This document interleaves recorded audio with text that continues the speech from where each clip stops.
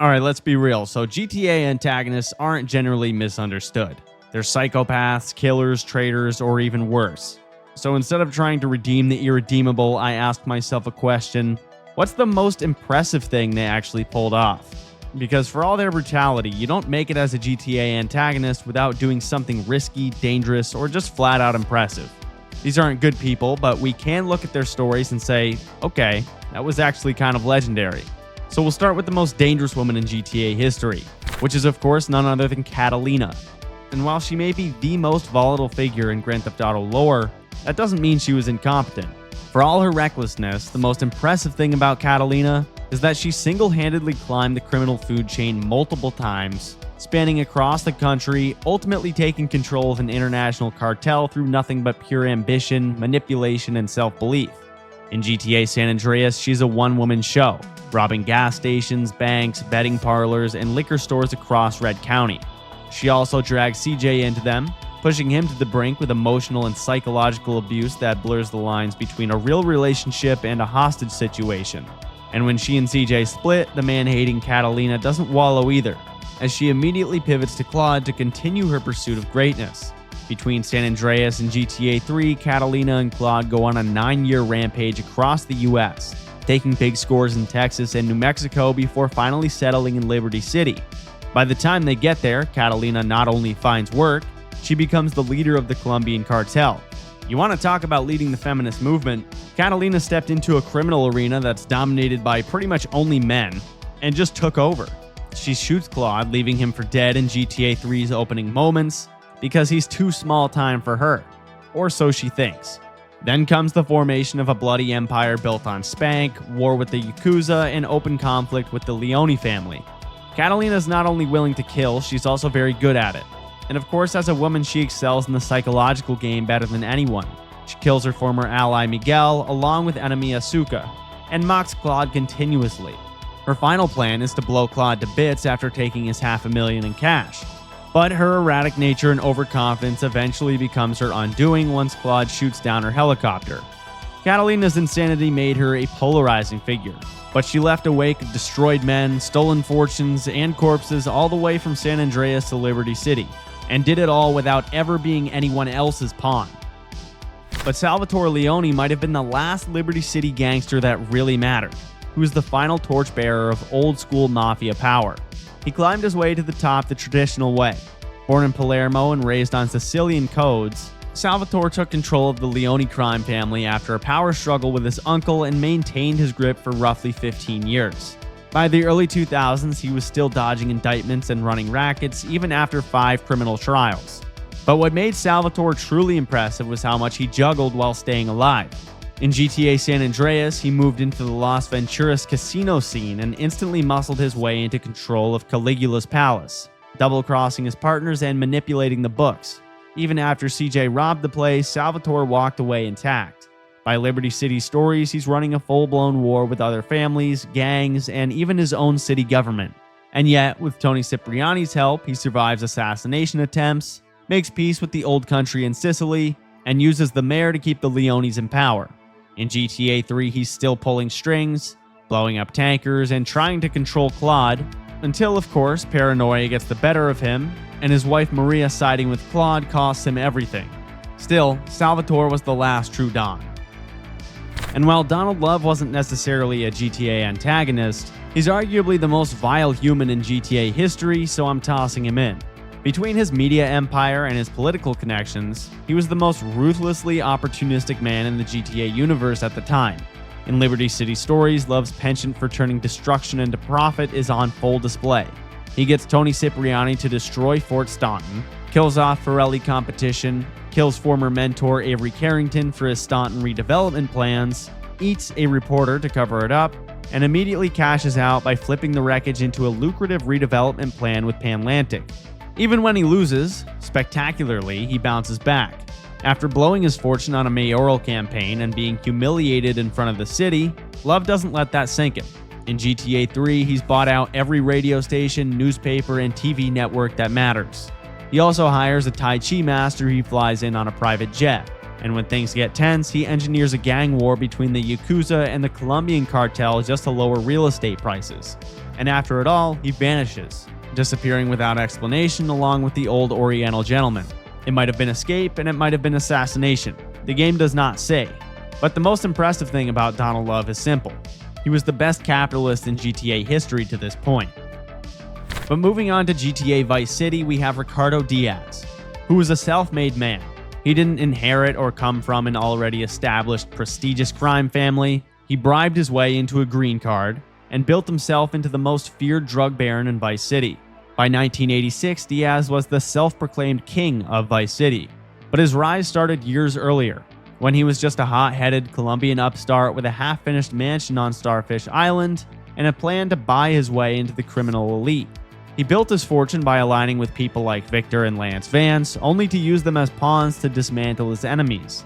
He played every side, working with the DEA, stealing from Juan Cortez, and financing operations that exposed local gangs as the amateurs they were in comparison to him. He rose to the top even while government agencies tracked his every move and suspected him of nearly 20 murders. He ran protection rackets, moved massive volumes of product, and openly mocked the FBI and DEA, hiding behind fake charities and foundation fronts.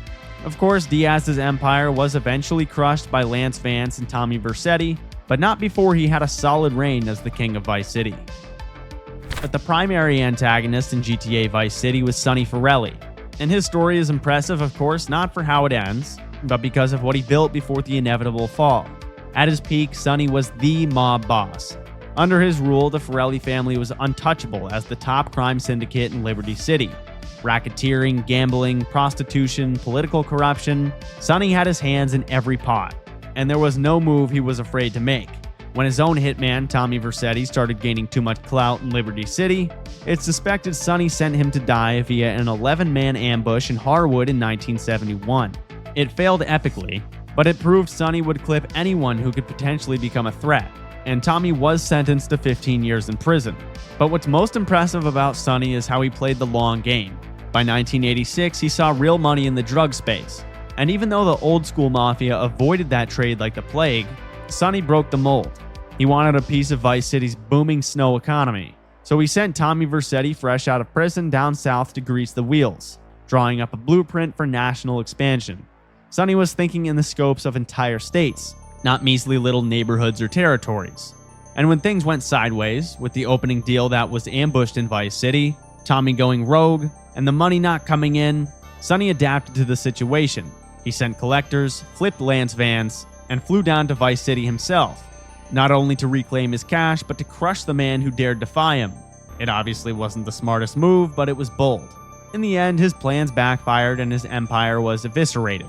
He lost his leverage and his life, but don't let that blind you from the fact that Sonny Forelli made the Forellis the most powerful family in the GTA universe for over a decade.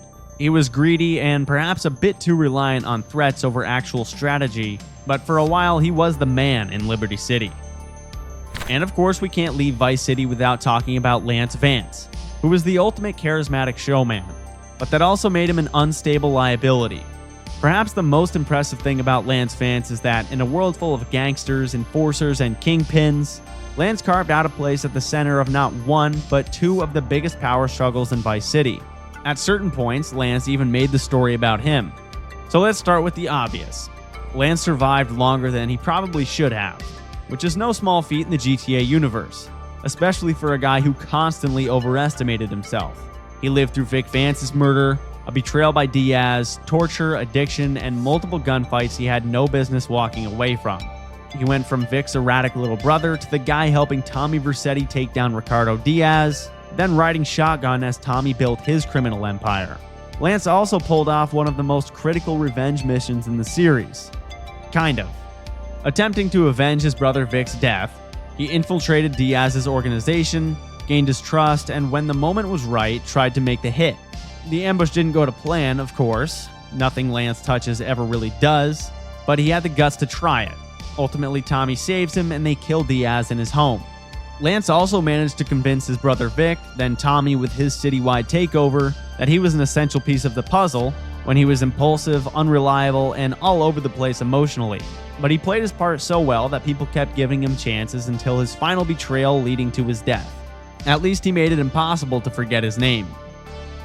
Moving on to GTA San Andreas, we have who most people would consider the greatest antagonist in the franchise's history. Of course, I'm talking about Frank Tenpenny. Calling Tenpenny a dirty cop is the understatement of the century. He turned the Los Santos Police Department into his own personal crime syndicate. He played the role of gang leader while disguised as law enforcers so well no one could stop him. While actual gangsters shot their way to power, Tenpenny operated behind a badge. He controlled Grove Street through manipulation, puppeteered the Ballas, corrupted Big Smoke, and helped flip Ryder as well. He blackmailed CJ into doing his dirty work, framed him for murder, and dragged him across San Andreas like a dog on a leash.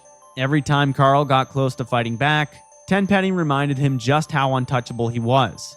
And when the law finally came for him, he still walked, as witnesses were all killed off and Tenpenny got acquitted on every charge, prompting riots in Los Santos. Even his downfall was a monument to his ego.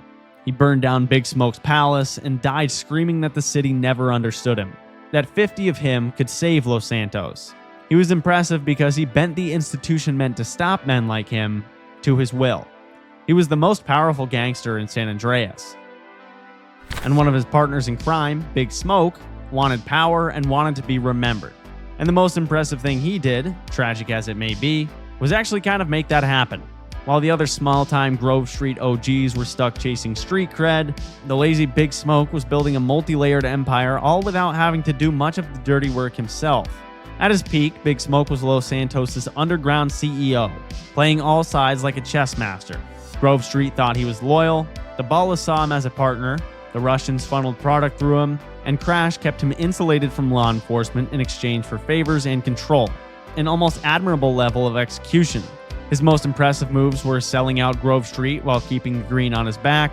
He split Grove Street from the inside, helping turn Ryder, breaking the gang's backbone, and letting Sweet get locked up. Then, as the city crumbled, he ascended.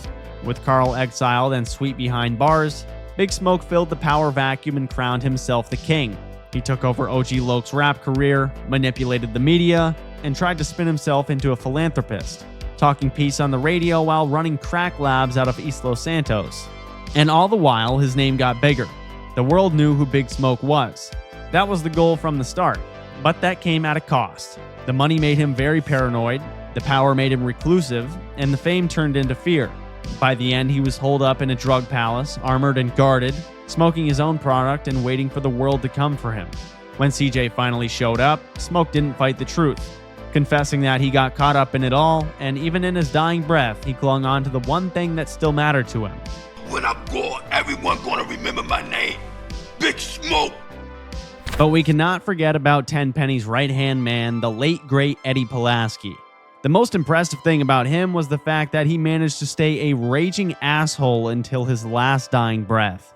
As Frank Tenpenny's loyal lapdog in the LSPD's corrupt crash unit, Pulaski was an absolute menace. For years, he licked Tenpenny's boots because it let him indulge in his worst instincts with zero consequences, all while cracking jokes and gobbling up donuts. Even when Tenpenny basically ditched him in the desert alone to make CJ bury Hernandez, leading to his demise, Pulaski didn't soften up a bit. Most people, like Big Smoke, change their tune when they're about to die. But here's what Pulaski had to say to CJ. Can I fix your sister? It takes something special to hold it down like that to the end. Moving on to Liberty City stories, we have Massimo Torini. He may not be a household name to casual GTA fans, and is certainly one of the weaker GTA antagonists, but he did nearly break Liberty City's entire mafia structure without firing a shot himself. Sent from Sicily under the pretense of restoring peace to the city, Torini's real mission was far more ambitious, which was to destabilize all three Liberty City mafia families and seize power for the Sicilian mob. Torini didn't walk in guns blazing. Instead, he brokered deals with local gangs like the Diablos and the Triads, using them to further his mission. While Salvatore Leone thought he was playing chess with all the other families, Torini was outsmarting even him. The Syndicos and Forellis were weakening each other, the Leones were isolated, and all the while, Torini was feeding the fire. He even used politics as a tool, backing Forelli influence to get Miles O'Donovan elected mayor and arranging Salvatore's arrest using dirty leverage.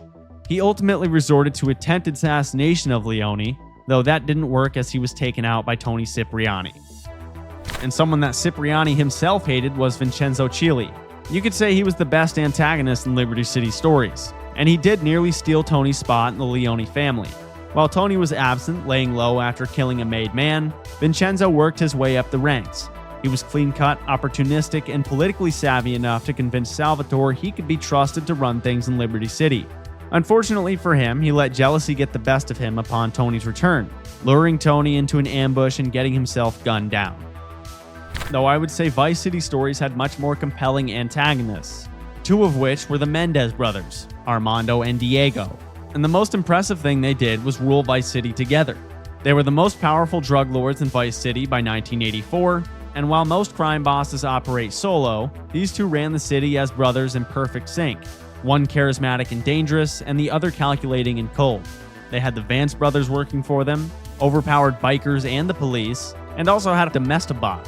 They ran their empire with a blend of utilitarian logic, being fans of Plato and Aristotle, along with outright cruelty, selling drugs while pretending to be philanthropists, all under the illusion that they were bringing pleasure to the people.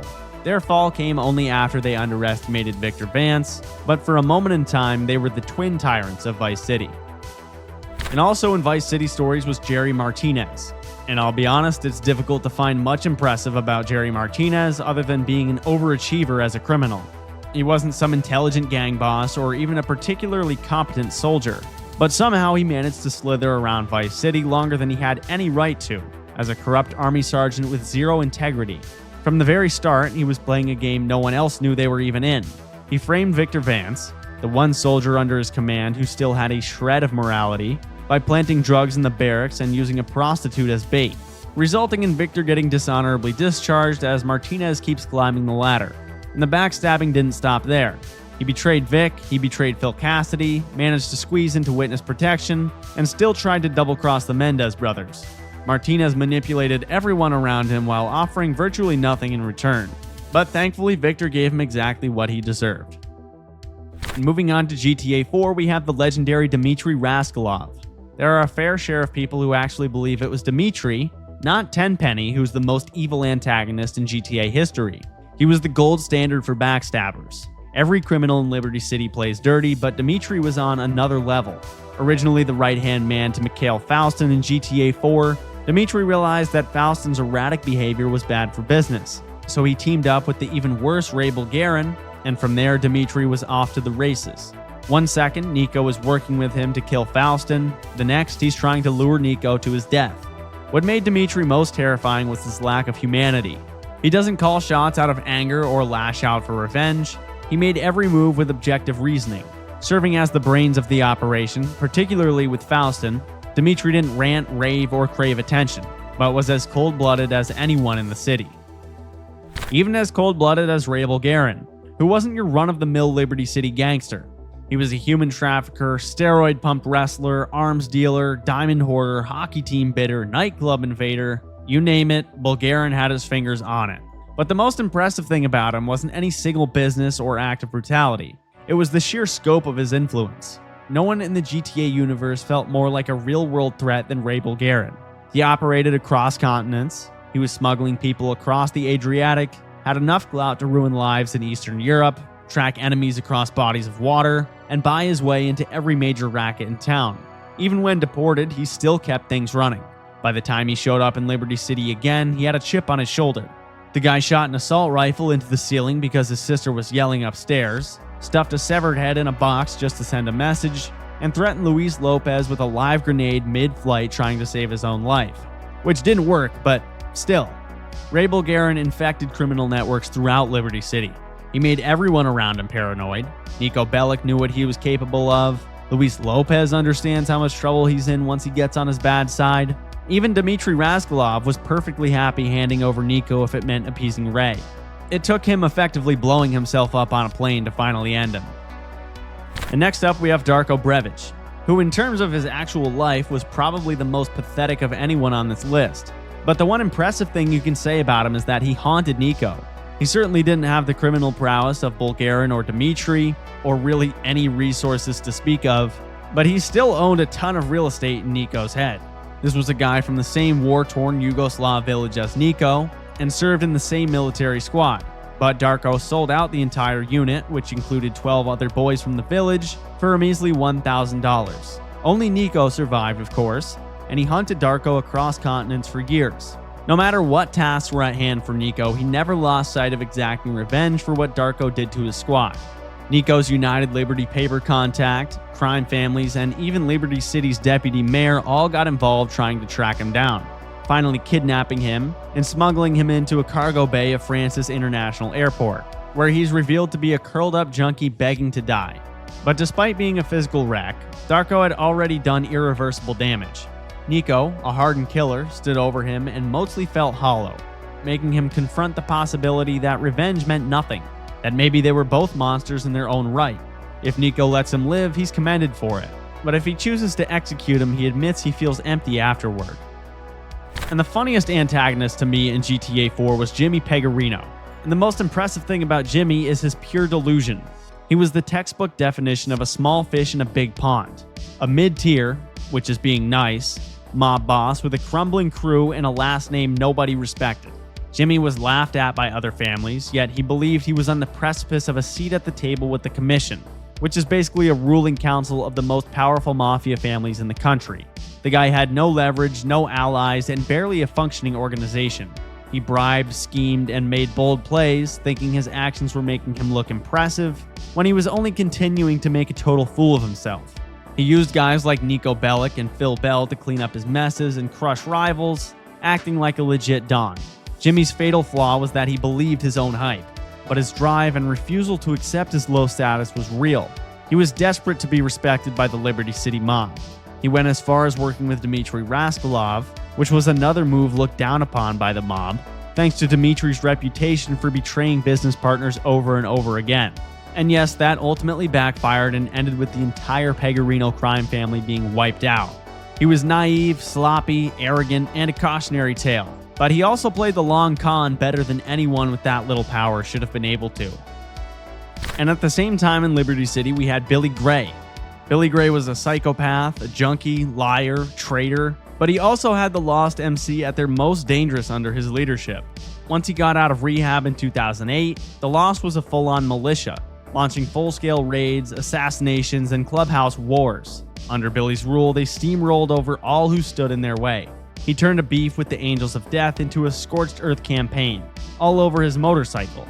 Billy happily pitted people against each other, framed friends for betrayal, and stirred the pot for the tiniest of gain. He slept with Johnny's girl, used Johnny's loyalty to pay his legal fees, then walked right back into the gang and sacrificed everyone for a score. And when the plan fell apart, he was willing to sell out to the feds for a witness protection deal, but was ultimately killed by Johnny. However, the Lost were more feared, more violent, and more aggressive under Billy than any other time. Even years later, in GTA 5, bikers in San Andreas still talked about how the Lost meant business back in Billy's day. His leadership style was toxic and ultimately destructive, but it made them notorious. And the final antagonist during the GTA 4 timeline was Rocco Pelosi, another in the line of antagonists who were not especially competent and in over their heads, but got by on sheer overconfidence. A pure enforcer for the Ancelotti crime family, Rocco thinks he's a major player. He wasn't smart or skilled, but he knew how much he could take advantage of his connection, and in Liberty City, that got him places. He worked basically collecting debts and throwing slurs around. Rocco bullied Tony Prince, holding his debts over his head, forced Luis Lopez to run errands for him. He got away with blatant disrespect toward everyone around him, including threatening to have Tony killed.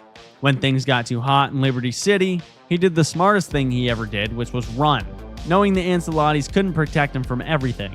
Luis would have killed him if not for Tony stopping him, so he packed up and fled to Los Santos. By the time we see him in GTA 5, Rocco is still pulling the same act. Now he's a talent agent / nightclub investor pretending to be a Hollywood shot caller. That is until Michael DeSanta embarrasses him, and Rocco's reaction was to double down, storming the movie studio and beating up Solomon Richards. And deservedly, it ended with Michael finally taking him out. Across 2 cities and 2 games, Rocco used nothing but arrogance, family ties, and pure ignorance to rise far beyond what he ever should have. But the main antagonist in GTA Chinatown Wars, Wu Kenny Lee, might be the most slept on GTA antagonist. This is a guy who was never supposed to be the boss. He was the younger brother, the restaurant guy, and without the power of his older brother, Mr. Lee, based in Hong Kong, who was the favorite to inherit the triad throne from the aging Hsin Jaoming. But Kenny wanted more. He had his brother assassinated, who possessed the sacred Yujian sword, which Mr. Lee himself won in a card game, and declared it the symbol of triad leadership. He then summoned his nephew Huang to deliver it to Liberty City, just so he could immediately order a hit on him and take possession of the sword definitively, erasing any loose ends. Except Huang did not die. He survived the ambush. He showed up at Kenny's restaurant with a bullet wound on his head and no clue his uncle had tried to murder him. And that's when Kenny stepped up his game, pretending to be the wronged uncle. He used Huang like a blunt weapon, sending him on drug heists, intimidation runs, and targeted hits, all under the false pretense of tracking down the sword. Meanwhile, Kenny worked every angle behind the scenes, framing others, planting fake evidence, and gradually eliminating his competition inside the triads. And he nearly pulled it off. Hsin Jaoming retired and named Kenny his successor. In one of his first moves as boss, Kenny ordered the execution of 2 people both framed for being government rats. And if it weren't for Huang's last-minute discovery that it was Kenny himself who was the real informant all along, Kenny Lee would have gotten away with everything. But in a poetic final act, Kenny stormed Hsin's penthouse with the Yujian in hand, tried to kill the old boss and Huang too, but got himself killed instead. Make no mistake though, Kenny Lee was a master manipulator. He went from immigrant restaurateur to the undisputed leader of the Liberty City Triads. Though brief, that climb was impressive. But the aforementioned Hsin Jaoming sat on the Triad throne for nearly 3 decades and ruled with an iron fist. What's most impressive about Hsin is his longevity. While others clawed their way up only to burn bright and quickly flame out, Hsin built an empire of Triad subsects, maneuvered ruthless killers like pawns, and was still lucid enough to orchestrate a grand succession plan well into his twilight years. At the time of Chinatown Wars, Hsin's body is clearly deteriorating, but his mind remains lethal.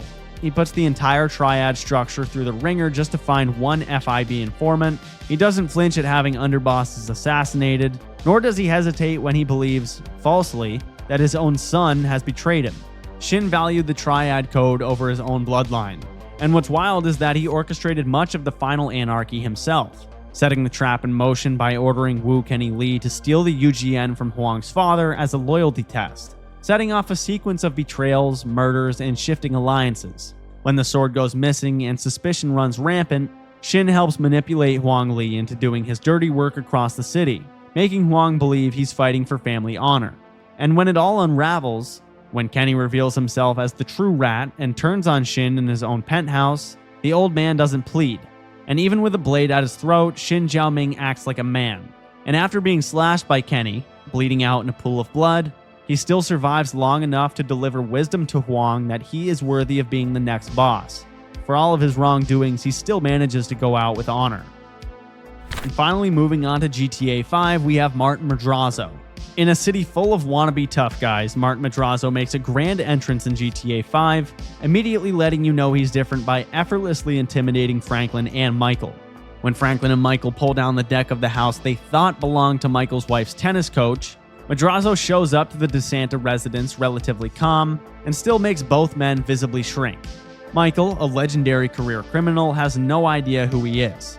And Franklin, who does know, nearly pisses himself trying to explain, saying he was wrongfully accused of running a Mexican-American gang, the charges were dropped, the witnesses came up missing. You get the point. Martin doesn't need to say anything himself, Franklin does it for him. And just to drive the point home, Madrazo takes Franklin's ID, says he's very educated, and then beats Michael with a baseball bat. And somehow, after the beating and demanding $2.5 million in damages for a house that actually belonged to his mistress, Michael still works for him later on. And even when Trevor snaps and slices off part of his ear while stealing his wife, Madrazo doesn't retaliate because he knows how to pick fights, and more importantly, which ones to walk away from. By the end of the story, he's still rich, still feared, and still in power. Unlike Steve Haines, who was so flamboyantly performatively corrupt that he somehow managed to become a celebrity for it.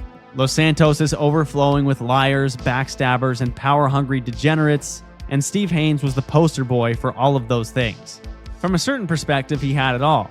a high-ranking FIB position, a reality TV show airing his own glorified propaganda, and enough blackmail material to puppet entire operations through the threat of exposure. If anyone in Los Santos could manufacture both a staged terrorist plot and the televised takedown of said plot, it was Haines. If he was going to stop crime, he needed to be a superstar. What makes him stand out is the magnitude of his manipulation. He wasn't running some small-time scams. He had gangsters, corrupt agents, billionaires, and literal war criminals doing his dirty work, while he played action hero on prime time and Dave Norton covered his ass. Even his fake out during the Humane Labs heist, where he shoots himself in the leg and pretends to be a hero, was pure theater. Of course, he gets what he deserves in the canon ending, fittingly being assassinated on the Ferris wheel while shooting live. But the most significant antagonist in GTA 5 was Devin Weston. The most impressive thing about Devin Weston, according to his website, is that he has a 9-inch. In all seriousness, Devin Weston wins the award for being the most punchable billionaire in GTA history. A filthy rich venture capitalist with a personality that Rockstar nailed. Just an over-the-top, stereotypical, narcissistic, arrogant maniac. He owns stakes in Patriot Beer, luxury hotels, even Vinewood Studios. But his crown jewel was Merryweather Security, essentially a privatized army for him to use as he sees fit. With control of both entertainment and enforcement, Weston saw an opportunity to play God. He tried to murder Michael's entire family for a reason that originally traces back to him wanting to commit insurance fraud. He betrayed Franklin, Trevor, and Michael at every turn, not out of desperation, but because he believed he'd never be told no. And for most of GTA 5, he's right. He manipulates Steve Haines like a puppet, turns Solomon Richards' legacy into a bargaining chip, and shuts down production of a movie just to try and skim an insurance payout. When Franklin and Trevor deliver 5 stolen luxury cars for him, he keeps their payment and tells them he will invest it for them. Weston sees himself as the future. His Life Invader profile shows a man posing as a peaceful guru while listing his relationship status as elite donor. But in the end, and writing this makes me realize how laughably unrealistic this is, the Empire is easily taken out by Trevor when he single-handedly eliminates all of the Merryweather guards, shoves him in a trunk, and the trio pushes the car off a cliff. Even if you don't know a billionaire, Devin Weston embodies a type of attitude that you've likely come across, and that relatability makes him and Steve Haines a very strong antagonistic duo in GTA 5.